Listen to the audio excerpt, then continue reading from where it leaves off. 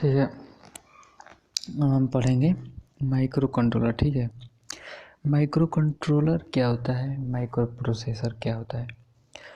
तो micro controller जो होता है वो माइक्रो प्रोसेसर से बना होता है, यानी कि माइक्रो प्रोसेसर का यूज माइक्रो कंट्रोलर बनाने में किया जाता है। माइक्रो प्रोसेसर एक माइक्रो कंट्रोलर का पार्ट है। ठीक है, तो माइक्रो कंट्रोलर का सर्वप्रथम आविष्कार कब हुआ, तो 1981 में इंटेल कंपनी द्वारा 8051 माइक्रो कंट्रोलर को डेवलप किया गया। ठीक है, माइक्रो कंट्रोलर, माइक्रो से हमें तात्पर्य है, ठीक, माइक्रो से हमें तात्पर्य है कि छोटा, मतलब बहुत छोटा, और कंट्रोलर यानी कि कंट्रोल करने वाला, छोटा चीज़ जो कंट्रोल करे, ठीक, किसी भी सिस्टम को, तो क्या कहलाता है, माइक्रो कंट्रोलर। ठीक है, अब आगे बढ़े। Micro controller is nothing but micro controller is a micro processor integrated with peripheral input output devices on a single IC. It is also known as system on chip and computer on chip, यानी कि इसे भी system, micro controller को system on chip या computer on chip भी कहा जाता है। ठीक, माइक्रो कंट्रोलर जो होता है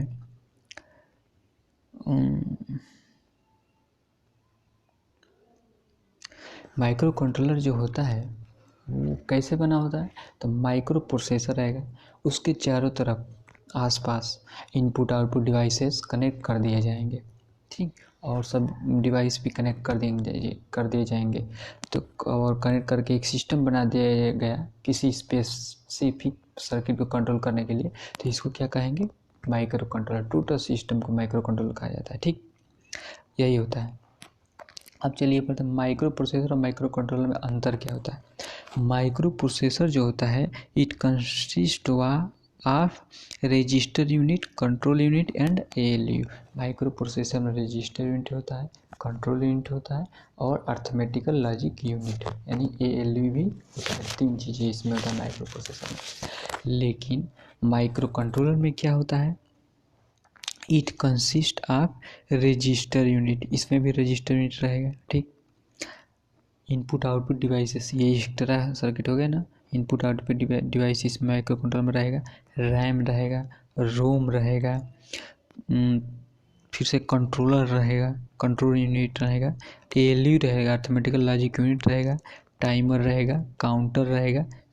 ठीक, ये सारे चीज़ किस में होता है, माइक्रो कंट्रोलर में होता है।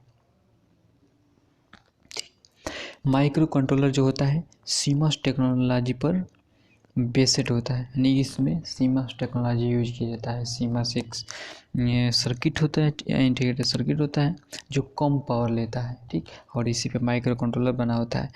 माइक्रो कंट्रोलर पावर लॉस कम होता है, माइक्रो कंट्रोलर में पावर लॉस कम होता है, यानी माइक्रो कंट्रोलर पावर डिसिपेशन कम होता है। ठीक है,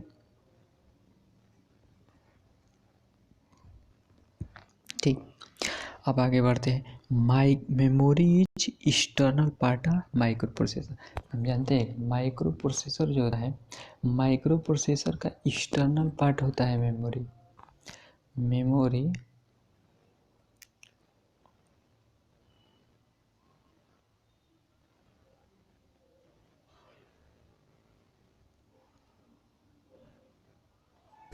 ठीक है, मेमोरी जो होता है वो माइक्रो प्रोसेसर का एक्सटर्नल पार्ट होता है। ठीक, और माइक्रो कंट्रोलर में मेमोरी इज इंटरनल पार्ट है। माइक्रो कंट्रोलर मेमोरी जो होता है वो माइक्रो कंट्रोलर का आंतरिक भाग होता है, यही अंतर है दोनों में। ठीक है, आगे बढ़ते हैं। Input output device is external part of micro processor. जो इनपुट आउटपुट डिवाइस है जो लगी होती है माइक्रो प्रोसेसर में, क्या है, ये माइक्रो प्रोसेसर के बाहरी हिस्सा है, जबकि माइक्रो कंट्रोलर के अंदर का हिस्सा है इनपुट आउटपुट डिवाइस है जितनी लग रही है कि ये इसमें क्या है, input output devices internal part of micro controller, micro controller का आंतरिक भाग होता है। क्या?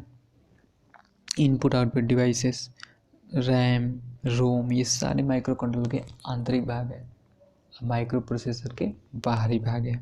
ठीक है, आगे बढ़ते हैं। ये देखिए, it is a general purpose circuit.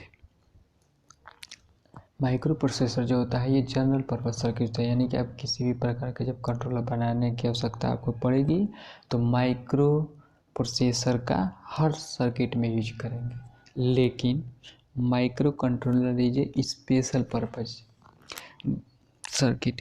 Micro controller जो आप बनाएंगे तो किसी स्पेसिफिक वर्क के लिए आप बनाएंगे, ना कि सारे में माइक्रो कंट्रोलर एक ही लगेगा, ऐसा नहीं है। जिस सर्किट के लिए आप जिस काम के लिए माइक्रो कंट्रोलर बनाएंगे वो केवल उसी काम के लिए होगा और किसी काम के लिए नहीं। ठीक, तो ये स्पेशल पर्पज सर्किट होता है। Micro processor general purpose circuit होता है। ठीक है, और आगे बढ़ते हैं। ठीक है, अब देखिए, micro processor is a based on von Neumann architecture. मतलब जो माइक्रो प्रोसेसर होता है वन न्यूमैन आर्किटेक्चर पर बेस्ड होता है, और माइक्रो कंट्रोलर जो होता है हार्वर्ड आर्किटेक्चर पर बेस्ड होता है। तो माइक्रो प्रोसेसर जो वन न्यूमैन आर्किटेक्चर पर बेस्ड होता है, ये क्या कहता है, ये आर्किटेक्चर क्या बताता है? तो वन न्यूमैन आर्किटेक्चर बात ये बताता है कि डेटा और प्रोग्राम एक ही मेमोरी में स्टोर होगा।